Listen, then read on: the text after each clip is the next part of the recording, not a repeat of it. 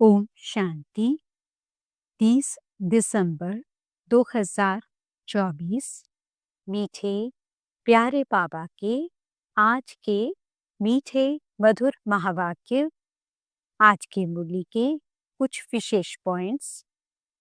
आज बाबा हमें समझाते कि हम बच्चों को सर्व आत्माओं को भाई भाई की दृष्टि से देखना है।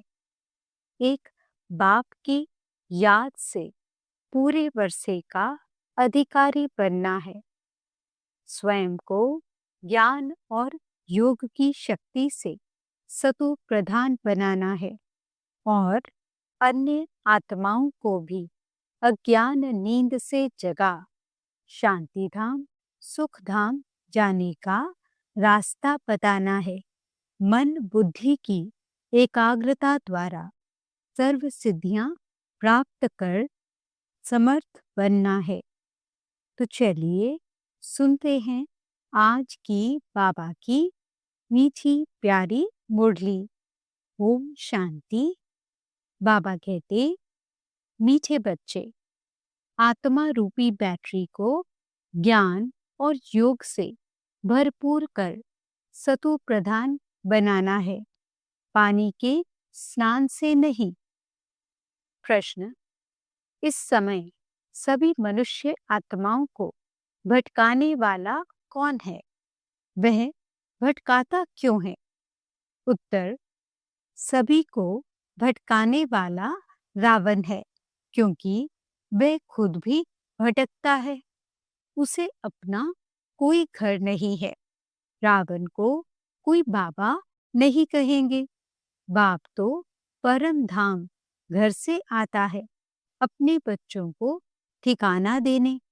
अभी तुम्हें घर का पता चल गया, इसलिए तुम भटकते नहीं हो। तुम कहते हो हम बाप से पहले पहले जुदा हुए, अब फिर पहले पहले घर जाएंगे। ओम शांति। मीठे मीठे बच्चे यहाँ बैठकर समझते हैं, इनमें जो शिव बाबा आए हैं कैसे भी करके हमको साथ घर जरूर ले जाएंगे। वह आत्माओं का घर है ना, तो बच्चों को जरूर खुशी होती होगी। बेहद का बाप आकर के हमको गुल गुल बनाते हैं, कोई कपड़ा आदि नहीं पहनाते हैं। इसको कहा जाता है योग बल, याद का बल। जितना टीचर का मर्तबा है उतना और बच्चों को भी मर्तबा दिलाते हैं। पढ़ाई से स्टूडेंट जानते हैं कि हम यह बनेंगे। तुम भी समझते हो हमारा बाबा टीचर भी है, सतगुरु भी है। यह है नई बात। हमारा बाबा टीचर है, उनको हम याद करते हैं। हमको टीच कर ये बना रहे हैं। हमारा बेहद का बाबा आया हुआ है हमको वापस घर ले जाने। रावण का कोई घर नहीं होता, घर राम का होता है। शिव बाबा कहाँ रहते हैं? तुम झट कहेंगे परम धाम में। रावण को तो बाबा नहीं कहेंगे। रावण कहाँ रहते हैं पता नहीं। ऐसे नहीं कहेंगे कि रावण परम धाम में रहते हैं। नहीं, उनका जैसे कि ठिकाना ही नहीं, भटकता रहता है। तुमको भी भटकाता है। तुम रावण को याद करते हो क्या? नहीं। कितना तुमको भटकाते हैं। शास्त्र पढ़ो, भक्ति करो, यह करो। बाप कहते हैं इसको कहा जाता है भक्ति मार्ग। रावण राज्य। गांधी भी कहते थे राम राज्य चाहिए। इस रथ में हमारा शिव बाबा आया हुआ है। बड़ा बाबा है ना, वह आत्माओं से बच्चे बच्चे कह बात करते हैं। अभी तुम्हारी बुद्धि में है रूहानी बाप, और रूहानी बाप की बुद्धि में हो तुम रूहानी बच्चे, क्योंकि तुम्हारा कनेक्शन है ही मूल वतन से। आत्माएं परमात्मा अलग रहे बहुकाल। वहां तो आत्माएं बाप के साथ इकट्ठी रहती हैं, फिर अलग होती हैं अपना अपना पाठ बजाने। बहुत काल का हिसाब चाहिए ना। वह बाप बैठ बतलाते हैं। तुम अब पढ़ाई पढ़ रहे हो, तुम्हारे में भी नंबरवार हैं जो अच्छी रीति पढ़ते हैं। वही पहले पहले मेरे से जुदा हुए हैं, वही फिर मुझे बहुत याद करेंगे, तो फिर पहले पहले आ जाएंगे। बाप बच्चों को बैठ सारे सृष्टि चक्र का गूढ़ राज समझाते हैं, जो और कोई भी नहीं जानते। गुह्य भी कहा जाता, गुह्यतम भी कहा जाता है। यह तुम जानते हो। बाप कोई ऊपर से बैठ नहीं समझाते हैं, यहाँ आकर समझाते हैं। मैं इस कल्प वृक्ष का बीज रूप हूँ। इस मनुष्य सृष्टि रूपी झाड़ को कल्प वृक्ष कहा जाता है।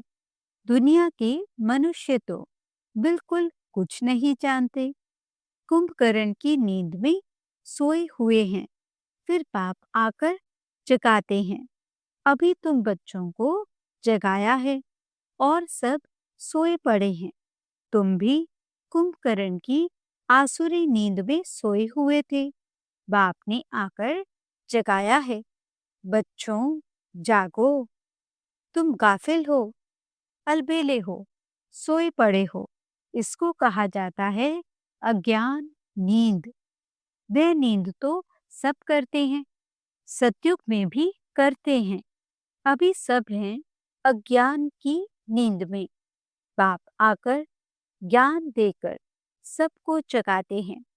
अब तुम बच्चे जागे हो, जानते हो बाबा आया हुआ है, हमको ले जाएगा। अभी तो ना ये शरीर काम कर रहा है, न आत्मा। दोनों पतित बन पड़े हैं, एकदम मुलम्मे का है। 9 कैरेट कहें, अर्थात बहुत थोड़ा सोना। सच्चा सोना 24 कैरेट का होता है।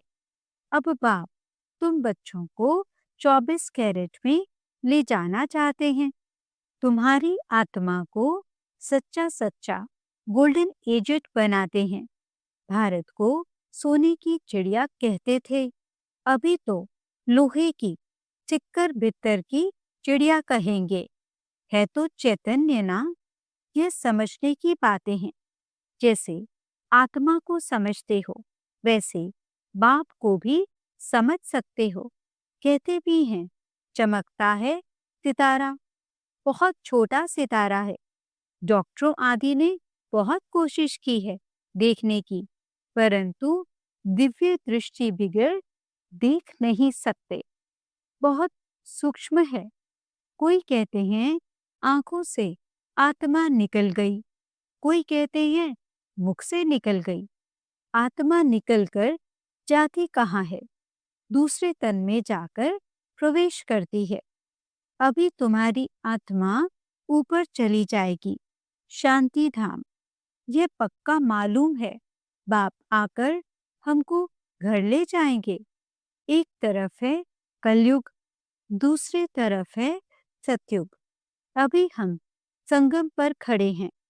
वंडर है, यहाँ करोड़ों मनुष्य हैं और सतयुग में सिर्फ 9 लाख। बाकी सबका क्या हुआ? विनाश हो जाता है। बाप आते ही हैं नई दुनिया की स्थापना करने। ब्रह्मा द्वारा स्थापना होती है, फिर पालना भी होती है 2 रूप में। ऐसे तो नहीं 4 भुजा वाले कोई मनुष्य होंगे, फिर तो शोभा ही नहीं है। बच्चों को भी समझा देते हैं। चतुर्भुज है श्री लक्ष्मी श्री नारायण का कंबाइंड रूप। श्री अर्थात श्रेष्ठ। त्रेता में 2 कला कम हो जाती है, तो बच्चों को यह जो नॉलेज अभी मिलती है, इसकी स्मृति में रहना है। मुख्य हैं ही 2 अक्षर, बाप को याद करो। दूसरे कोई की समझ में नहीं आएगा। बाप ही पतित पावन सर्वशक्तिमान है। गाते भी हैं, बाबा आपने हमको सारा आसमान, धरती, सब कुछ दे दिया। ऐसी कोई चीज नहीं जो न दी हो। सारे विश्व का राज्य दे दिया है। तुम जानते हो, ये लक्ष्मी नारायण विश्व के मालिक थे। फिर ड्रामा का चक्र फिरता है। संपूर्ण निर्विकारी बनना है, नंबरवार पुरुषार्थ अनुसार। ये भी जानते हो, विकारी से निर्विकारी, निर्विकारी से विकारी, ये 84 जन्मों का पाठ अनगिनत बार बजाया है। उसकी गिनती नहीं कर सकते। आदमशुमारी भल गिनती कर लेते हैं। बाकी ये जो तुम तमो प्रधान से सतो प्रधान, सतो प्रधान से तमो प्रधान बनते हो, इनका हिसाब निकाल नहीं सकते कि कितना बार बने हो। बाबा कहते हैं 5000 वर्ष का यह चक्र है। यह ठीक है, लाखों वर्ष की बात तो याद भी न रह सके। अभी तुम्हारे में गुणों की धारणा होती है। ज्ञान का तीसरा नेत्र मिल जाता है। इन आंखों से तुम पुरानी दुनिया को देखते हो। तीसरा नेत्र जो मिलता है, उनसे नई दुनिया को देखना है। यह दुनिया तो कोई काम की नहीं है, पुरानी दुनिया है। नई और पुरानी दुनिया में फर्क देखो कितना है। तुम जानते हो, हम ही नई दुनिया के मालिक थे। फिर 84 जन्म लेते लेते यह बने हैं। यह अच्छी रीति याद रखना चाहिए और फिर दूसरे को भी समझाना है कैसे हम यह बनते हैं। ब्रह्मा सो विष्णु, फिर विष्णु सो ब्रह्मा बनते हैं। ब्रह्मा और विष्णु का फर्क देखते हो ना। विष्णु कैसा सजा सजाया बैठा है और ये ब्रह्मा कैसे साधारण बैठा है। तुम जानते हो, यह ब्रह्मा वह विष्णु बनने वाला है। ये किसको समझाना भी बहुत सहज है। ब्रह्मा, विष्णु, शंकर का आपस में क्या संबंध है। तुम जानते हो, यह विष्णु के 2 रूप लक्ष्मी नारायण हैं। यही विष्णु देवता, सो फिर ये मनुष्य ब्रह्मा बनते हैं। वे विष्णु सत्युग का है, ब्रह्मा यहाँ का है। बाप ने समझाया है, ब्रह्मा से विष्णु बनना सेकंड में, फिर विष्णु से ब्रह्मा बनने में 5000 वर्ष लगते हैं। तत्वम, केवल एक ब्रह्मा ही तो नहीं बनते हैं ना। ये बातें सिवाय बाप के और कोई समझा न सके। यहाँ कोई मनुष्य गुरु की बात नहीं है। इनका भी गुरु शिव बाबा, तुम ब्राह्मणों का भी गुरु शिव बाबा है। उनको सदगुरु कहा जाता है, तो बच्चों को शिव बाबा को ही याद करना है।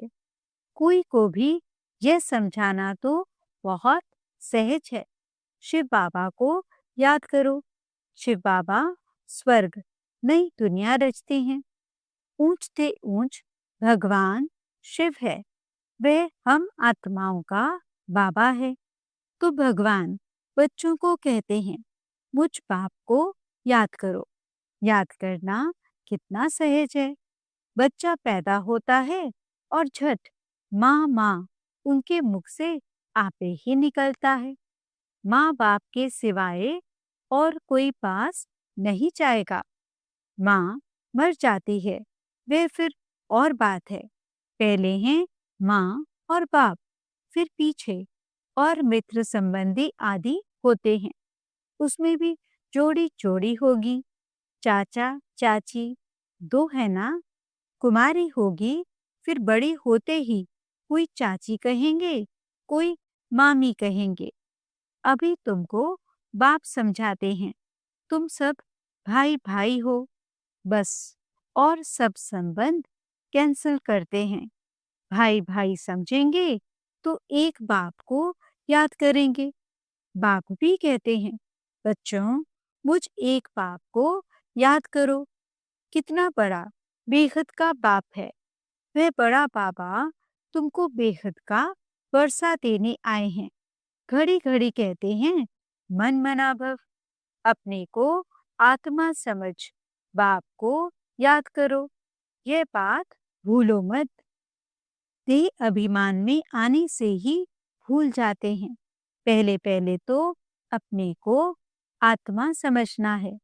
हम आत्मा सालिग्राम हैं और एक बाप को ही याद करना है। बाप ने समझाया है, मैं पतित पावन हूँ। मुझे याद करने से तुम्हारी बैटरी जो खाली हो गई है वह भरपूर हो जाएगी। तुम सतो प्रधान बन जाएंगे। पानी की गंगा में तो जन्म जन्मांतर गुटखा खाया है, लेकिन पावन बन नहीं सके।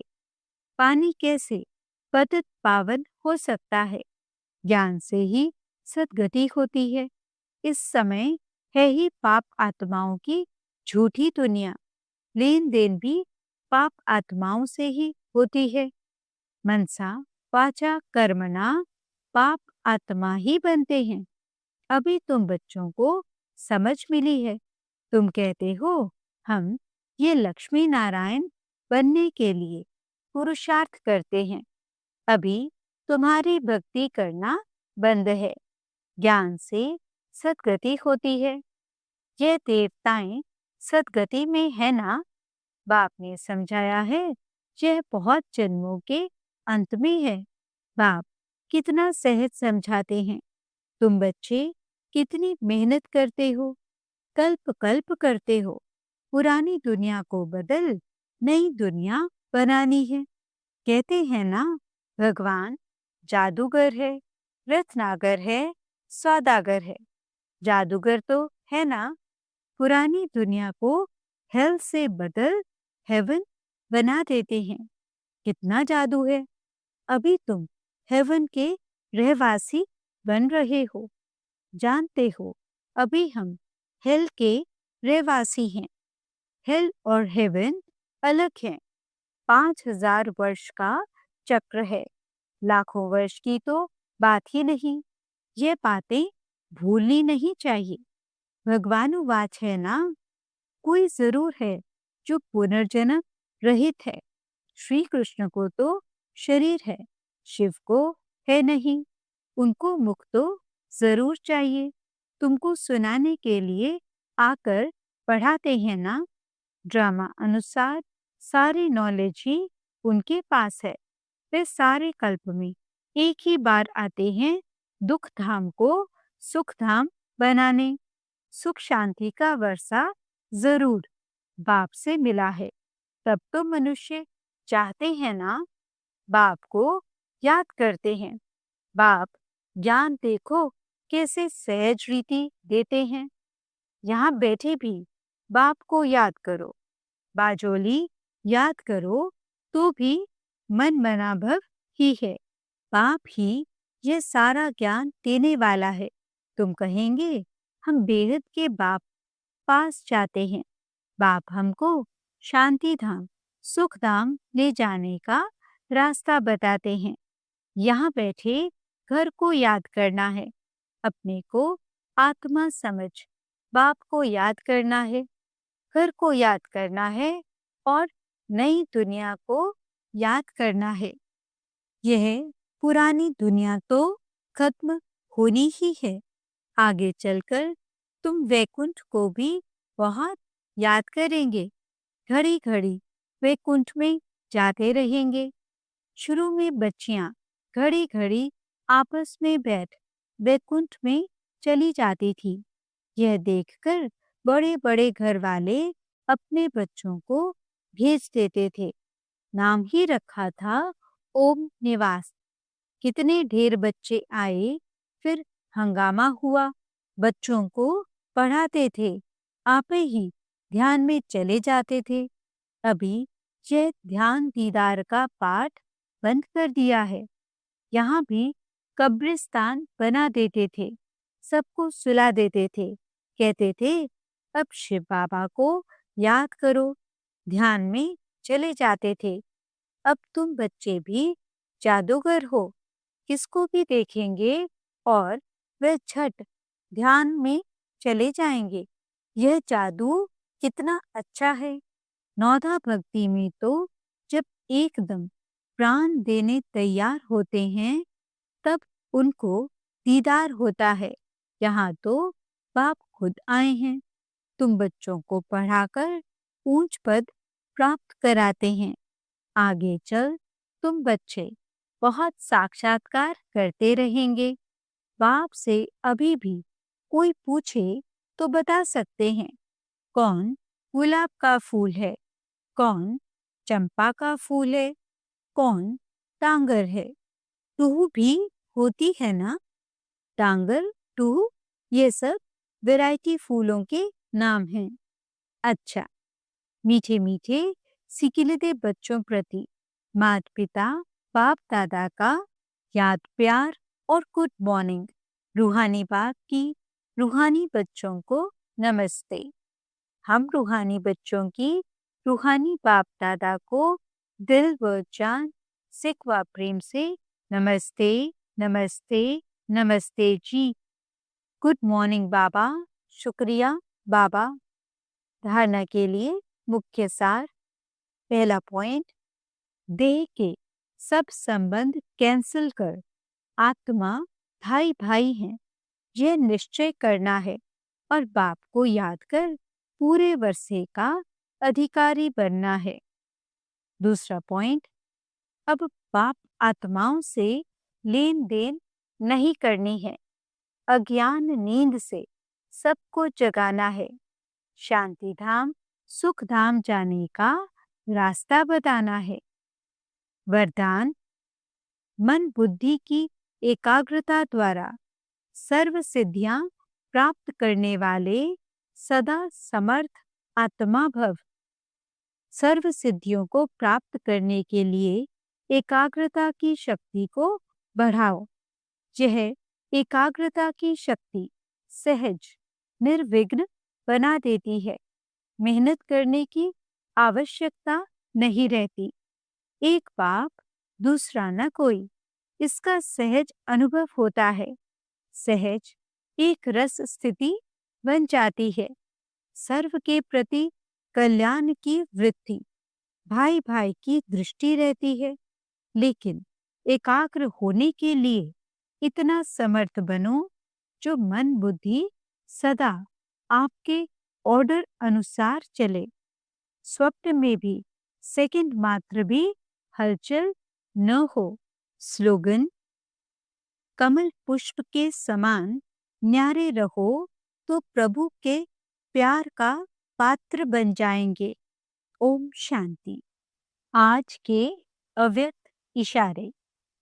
तपस्या का अर्थ ही है संतुष्टता की पर्सनालिटी नयन चैन में, चेहरे में, चलन में दिखाई दे। संतुष्ट मणि अर्थात बेदाग मणि। संतुष्ट आत्मा सदा प्रसन्नचित, स्वयं को भी अनुभव करेगी और दूसरे भी प्रसन्न होंगे। तो यथार्थ अनुभव द्वारा संतुष्ट आत्मा बनो। ओम शांति।